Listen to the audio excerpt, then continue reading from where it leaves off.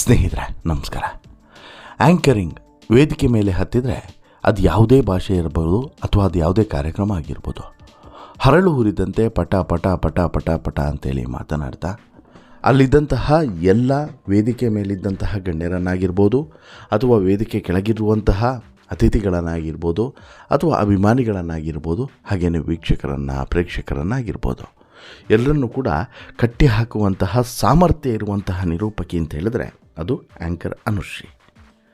ತಮ್ಮ ಸುದೀರ್ಘವಾದಂಥ 20 ವರ್ಷದ ಆ್ಯಂಕರಿಂಗ್ ಅನುಭವ ಒಂದು ಕಡೆ ಆದರೆ, ತಮ್ಮ ಜೀವನದಲ್ಲಿ ಎದುರಿಸಿದಂಥ ಕಷ್ಟಗಳು ಮತ್ತೊಂದು ಕಡೆ.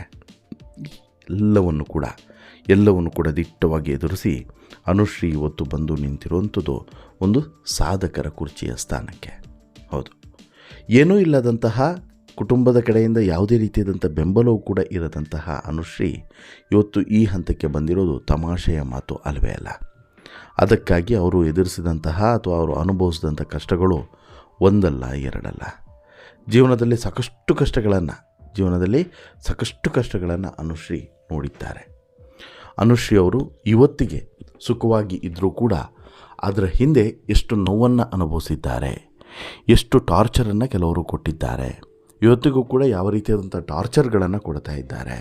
ಜೊತೆಗೆ ಇವರ ಬಗ್ಗೆ ಆಡಿದಂಥ ಮಾತುಗಳು ಅಂದರೆ, ಕಷ್ಟಪಟ್ಟು ಇಷ್ಟೆಲ್ಲ ಒದ್ದಾಡಿ ರಾತ್ರಿ ಹಗಲು ಅಂತ ಹೇಳಿಬಿಟ್ಟು ಒದ್ದಾಡಿ ಒಂದು ಸ್ವಲ್ಪ ಆಸ್ತಿ ಪಾಸ್ತಿಯನ್ನು ಮಾಡಿದ್ರೆ ಅದಕ್ಕೆ ಯಾವ ರೀತಿಯಾದಂತಹ ಒಂದು ಪೋರ್ಟ್ರೈಟನ್ನು ಮಾಡ್ತಾರೆ, ಕಥೆಗಳನ್ನು ಕಟ್ತಾರೆ, ಪೋಣಿಸ್ತಾರೆ.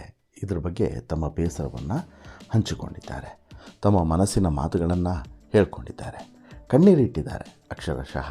ಯಾಕೆ ಹೇಳ್ತೀನಿ, ಅದಕ್ಕಿಂತ ಮುಂಚೆ ನೀವಿನ್ನೂ ಕೂಡ ನಮ್ಮ ಚಾನಲನ್ನು ಸಬ್ಸ್ಕ್ರೈಬ್ ಮಾಡಿಲ್ಲ ಅಂದರೆ ದಯವಿಟ್ಟು ಕೂಡಲೇ ಸಬ್ಸ್ಕ್ರೈಬ್ ಮಾಡಿ ಸ್ನೇಹಿತರೆ.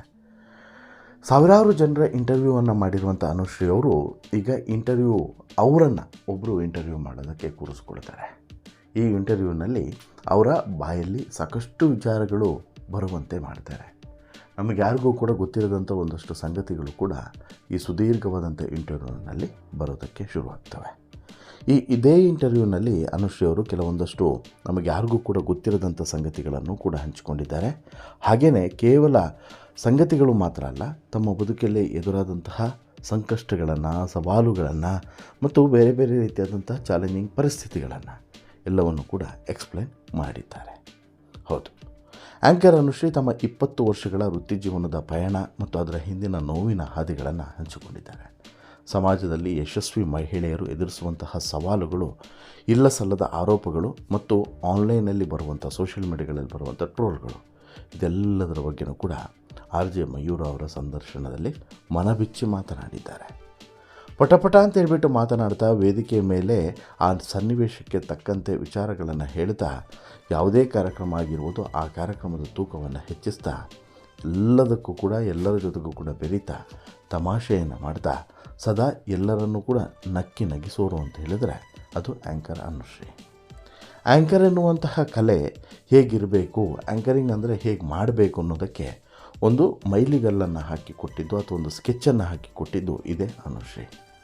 ಅದರಲ್ಲಿಯೂ ಕೂಡ ರಿಯಾಲಿಟಿ ಶೋ ಸಕ್ಸಸ್ ಮಾಡುವಲ್ಲಿ ಆ್ಯಂಕರ್ ಅನುಶ್ರೀ ಪಾತ್ರ ಬಹುಮುಖ್ಯವಾಗಿರ್ತದೆ. ಅವರಿಗೆ ಹೀಗೇ ಮಾತನಾಡಬೇಕು ಅಂತ ಹೇಳ್ಬಿಟ್ಟು ಮೊದಲೇ ಸ್ಕ್ರಿಪ್ಟನ್ನು ಕೊಟ್ಟಿರುತ್ತೆ. ಆದರೂ ಕೂಡ ಎಲ್ಲವೂ ಕೂಡ ಸ್ಕ್ರಿಪ್ಟ್ನಿಂದಲೇ ನಡೆಯುವಂಥದ್ದಲ್ಲ. ಕಲೆ ಆ್ಯಂಕರಿಂಗ್ ಅನ್ನೋಂಥದ್ದು ಆ ಕ್ಷಣದಲ್ಲಿ ಹುಟ್ಟುವಂಥದ್ದು.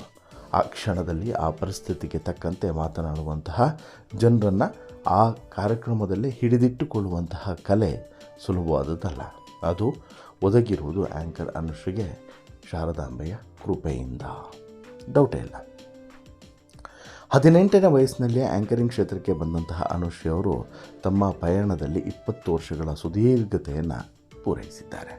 ಯಾವುದೇ ಕ್ಷೇತ್ರದ ಸೆಲೆಬ್ರಿಟಿಯ ಹಿನ್ನೆಲೆ, ಬಾಲ್ಯವನ್ನು ತೆಗೆದುಕೊಂಡಾಗ ಅದರಲ್ಲಿ ನೋವಿನ ಹಾದಿಗಳೇ ಹೆಚ್ಚಾಗಿ ತುಂಬಿರುತ್ತದೆ.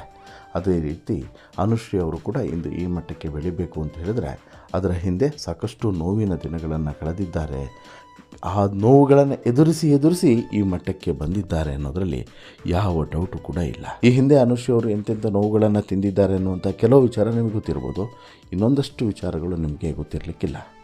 ಅನುಶ್ರೀಯವರು ಒಂದು ರೀತಿಯಲ್ಲಿ ಮುಳ್ಳಿನ ಮೇಲೆ ನಡೆದಂಥ ದಿನಗಳೇ ಹೆಚ್ಚು. ಆದರೆ ಹೆಣ್ಣೊಬ್ಬಳು ಬೆಳೆದು ನಿಂತರೆ ಆಕೆ ನಗುತ್ತಾ ಇದ್ದರೆ ಅದಕ್ಕೆ ಬೇರೆಯದೇ ರೀತಿಯಾದಂಥ ಹೆಸರನ್ನು ನೀಡುವಂಥ ದೊಡ್ಡ ವರ್ಗವೇ ಇದೇ ಮೆಂಟಲ್ ಅಟ್ಯಾಕ್. ಅದಕ್ಕೆ ಮೆಂಟಲ್ ಬೇರೆ ಪದನ ಬಳಸ್ತಾರೆ, ನಾನು ಅದನ್ನು ಬಳಸೋ ಹಾಗಿಲ್ಲ, ಇಲ್ಲಿ ಬಳಸೋದಿಲ್ಲ. ಅದನ್ನೇ ಮೆಂಟಲ್ ಡ್ಯಾಶ್ ಡ್ಯಾಶ್ ಡ್ಯಾಶ್ ಅಂತೇಳಿ ಹೇಳ್ತಾರೆ ಅಂತ ಹೇಳ್ಬಿಟ್ಟು ಅನುಶ್ರೀ ಇಲ್ಲಿ ಹೇಳ್ತಾರೆ. ಅಂದರೆ ಅರ್ಥ ಆಗುತ್ತಲ್ಲ, ಅಂದರೆ ಇವರು ಏನೇ, ಈಗ ಒಬ್ಬ ಹೆಣ್ಮಗಳು ಏನೇ ಸಾಧನೆಯನ್ನು ಮಾಡಲಿ, ಎಷ್ಟೇ ಆಸ್ತಿಪಾಸ್ತಿಯನ್ನು ಮಾಡಲಿ, ಒಂದು 4 ಕಾಸು ಸಂಪಾದನೆಯನ್ನು ಮಾಡಲಿ, ಮಾಡಿದ ತಕ್ಷಣ ಬರುವಂತಹ ಮೊದಲ ಮಾತೆ ಅವರ ಕ್ಯಾರೆಕ್ಟರ್ ಬಗ್ಗೆ, ಅವರ ಈ ಕ್ಯಾರೆಕ್ಟರ್ ಸರಿಯಿಲ್ಲ ಅನ್ನೋ ರೀತಿಯಲ್ಲೇ ಮಾತನಾಡೋದು ಕಾಮನ್. ಈ ರೀತಿ ಆಗೋಗಿದೆ ಈ ಸಮಾಜ. ಅನುಶ್ರೀ ಅವ್ರಿಗೂ ಕೂಡ ಇದೇನು ಹೊಸದೇನಲ್ಲ, ಇದೇ ರೀತಿ ಸಾಕಷ್ಟು ಸಲ ಅನುಭವಿಸಿದ್ದಾರೆ. ಜೀವನದಲ್ಲಿ ಎಷ್ಟೊಂದು ಕಷ್ಟಗಳನ್ನು ಅನುಭವಿಸಿ ಮೇಲಕ್ಕೆ ಬಂದಂಥ ಹೆಣ್ಣು ಮಗಳೊಬ್ಬಳಿಗೆ ಜನರು ಇಲ್ಲ ಸಲ್ಲದ ಪಟ್ಟವನ್ನು ಕಟ್ಟಿದಾಗ, ಕೆಟ್ಟ ಕಮೆಂಟ್ಸ್ಗಳನ್ನು ಮಾಡಿದಾಗ, ವೇದಿಕೆ ಮೇಲೆ ನಗುತ್ತಾ ಎಲ್ಲರನ್ನೂ ಕೂಡ ನಗಿಸ್ತಾ ಇರುವಂಥ ಹಿಂದಿನ ನೋವನ್ನು ತಿಳಿಯದೇ ಇದ್ದಾಗ ಎಷ್ಟು ಬೇಸರ ಆಗುತ್ತಲ್ವ ಅಂಥೇಳಿ ಕಣ್ಣೀರನ್ನು ಹಾಕ್ತಾರೆ. ಅನುಶ್ರೀಯ ಬಗ್ಗೆ ಅವ್ಯಾಚ್ಯ ಶಬ್ದಗಳಿಂದ ಮಾತನಾಡಿದಾಗ ಅದೆಂಥ ನೋವು ಆಗ್ತದೆ ಅನ್ನುವಂಥದ್ದನ್ನು ಅನುಶ್ರೀ ಇಲ್ಲಿ ಮನಬಿಚ್ಚಿ ಮಾತನಾಡಿದ್ದಾರೆ. ಅನುಶ್ರೀ ಅಂತಲ್ಲ, ಯಾವುದೇ ಹೆಣ್ಮಗಳ ಬಗ್ಗೆಯೂ ಕೂಡ ಆ ರೀತಿ ಮಾತನಾಡಲಿಕ್ಕೆ ಹೋಗಲು ಕೂಡ ಬಾರದು ಅನ್ನೋದು ಇಲ್ಲಿ ಅನುಶ್ರೀ ಅವರು ಹೇಳಿದಂತಹ ಮಾತುಗಳು. ಮಯೂರ್ ಅವರು 1 ಕೋಟಿ ಮನೆ ತೆಗೆದುಕೊಂಡ್ರೆ ಅದು ಸಾಧನೆ, ಅದೇ ಅನುಶ್ರೀ ಅವರು 1 ಕೋಟಿ ಮನೆಯನ್ನು ತೆಗೆದುಕೊಂಡ್ರೆ ಗೊತ್ತಾಯ್ತು ಬಿಡಿ, ಅದು ಬೇರೆಯೇ ಅಂತಲೇ ಮಾತನಾಡ್ತಾರೆ. ಇದು ಅನುಶ್ರೀ ಒಬ್ಬಳ ಮಾತಲ್ಲ, ಹೆಚ್ಚಿನ ಹೆಣ್ಣು ಮಕ್ಕಳಿಗೆ ಆಗ್ತಿರೋದೇ ಇದೆ. ಆಕೆಯನ್ನು ಸಮಾಜ ಯಾವ ರೀತಿ ನೋಡುತ್ತೆ ಅನ್ನುವಂಥದ್ರ ಬಗ್ಗೆ ಈ ಸಂದರ್ಶನದಲ್ಲಿ ಅನುಶ್ರೀ ಹೇಳ್ಕೊಂಡಿದ್ದಾರೆ.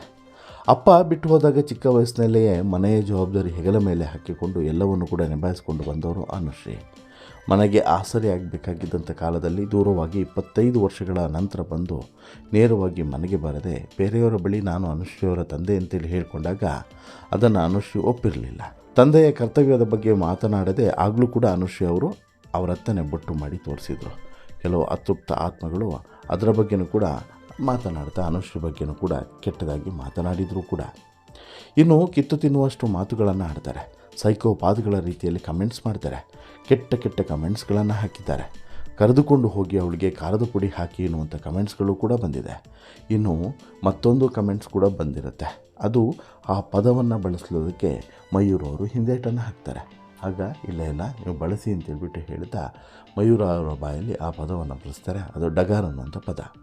ಈ ಪದವನ್ನು ಕೂಡ ಅನುಶ್ರೀ ಅವರು ಈಗ ನೋಡಿ, ನಿಮಗೆಷ್ಟು ಆ ಪದವನ್ನು ಹೇಳೋದಕ್ಕೆ ಹಿಂಸೆ ಆಗ್ತಿದೆ, ಇನ್ನು ಆ ಪದವನ್ನು ನನಗೆ ಅವ್ರು ಹೇಳ್ತಾರಲ್ಲ, ನನಗೆ ಹೇಗಾಗ್ಬೋದು, ಜಸ್ಟ್ ಇಮ್ಯಾಜಿನ್ ಅಂತಲೂ ಕೂಡ ಅನುಶ್ರೀ ಅವರು ಅರ್ಥ ಮಾಡಿಸ್ತಾರೆ.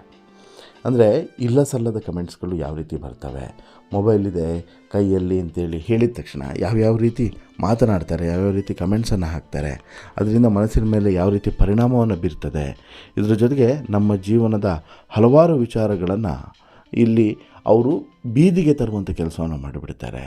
ಈ ರೀತಿ ಮಾಡೋದ್ರ ಮೂಲಕ ಅನ್ನುವಂಥ ನೋವನ್ನು ಇಲ್ಲಿ ಅನುಶ್ರೀ ಅವರು ಹಂಚಿಕೊಂಡಿದ್ದಾರೆ. ಎಲ್ಲಕ್ಕಿಂತ ಮುಖ್ಯವಾಗಿ ಬಾಯಿಗೆ ಬಂದಂತಹ ಕಮೆಂಟ್ಸ್ಗಳನ್ನು ಹಾಕುವಂಥವರು, ಜೊತೆಗೆ ಒಂದು ಹೆಣ್ಣುಮಗುವಿನ ಬಗ್ಗೆ ಅಥವಾ ಯಾರೇ ಅನುಶ್ರೀ ಜಾಗದಲ್ಲಿ ಇನ್ಯಾರೇ ಆಗಿರ್ಬೋದು ಅವ್ರ ಬಗ್ಗೆ ಇಷ್ಟು ಕೆಟ್ಟದಾಗಿ ನಿಕೃಷ್ಟವಾಗಿ ಕಮೆಂಟ್ಸ್ಗಳನ್ನು ಹಾಕಿ ಒಂದಷ್ಟು ಮೆಸೇಜ್ಗಳನ್ನು ಪಾಸ್ ಮಾಡೋರಿಗೆ ಕಠಿಣವಾದಂಥ ಶಿಕ್ಷೆ ಆದಾಗ ಮಾತ್ರ ಇವೆಲ್ಲದಕ್ಕೂ ಕೂಡ ಒಂದು ಫುಲ್ ಸ್ಟಾಪ್ ಬೀಳುತ್ತೆ ಅನ್ನೋದು ನಮ್ಮ ಅಭಿಪ್ರಾಯ ಕೂಡ. ಇಲ್ಲಿ ಇವತ್ತು ಅನುಶ್ರೀ ಆಗ್ಬೋದು, ನಾಳೆ ನಮ್ಮನೇ ಹೆಣ್ಮಗಳಾಗಿರ್ಬೋದು, ಯಾರ ಬಗ್ಗೆಯೂ ಕೂಡ ಈ ರೀತಿ ಯಾರೂ ಕೂಡ ಕಮೆಂಟ್ಸ್ಗಳನ್ನು ಹಾಕಬಾರ್ದು. ಅದು ಕೂಡ ಗೊತ್ತಿಲ್ಲದೆ ಕೆಟ್ಟದಾಗಿ ಕಮೆಂಟ್ಸ್ ಹಾಕೋದು ಅಂತ ಹೇಳಿದ್ರೆ ಅದು ಅಕ್ಷಮ್ಯ ಅಪರಾಧ ಆಗಬೇಕು ಮತ್ತು ಕಾನೂನಲ್ಲೂ ಕೂಡ ಕಠಿಣ ಶಿಕ್ಷೆ ವಿಧಿಸಬೇಕಿಂತವರಿಗೆ, ಆಗ ಮಾತ್ರ ಬುದ್ಧಿ ಬರುತ್ತೆ ಅನ್ನೋದು ಸತ್ಯ. ನಿಮಗೇನು ಅನಿಸುತ್ತೆ ಸ್ನೇಹಿತರೆ? ಅನುಶ್ರೀ ಅವರ ಈ ಮಾತುಗಳನ್ನು ಕೇಳಿದ ಬಳಿಕ ನಿಮ್ಮ ಅಭಿಪ್ರಾಯ ಏನೋ ದಯವಿಟ್ಟು ನಿಮ್ಮ ಅಭಿಪ್ರಾಯವನ್ನು ಕಮೆಂಟ್ ಮಾಡಿ ತಿಳಿಸಿ. ಜೊತೆಗೆ ಇಷ್ಟ ಆಯಿತು ಅಂತ ಹೇಳಿದ್ರೆ ಲೈಕ್ ಮಾಡಿ, ಶೇರ್ ಮಾಡಿ, ಚಾನಲ್ಗೆ ಸಬ್ಸ್ಕ್ರೈಬ್ ಆಗೋದನ್ನು ಮರಿಬೇಡಿ. ಧನ್ಯವಾದ.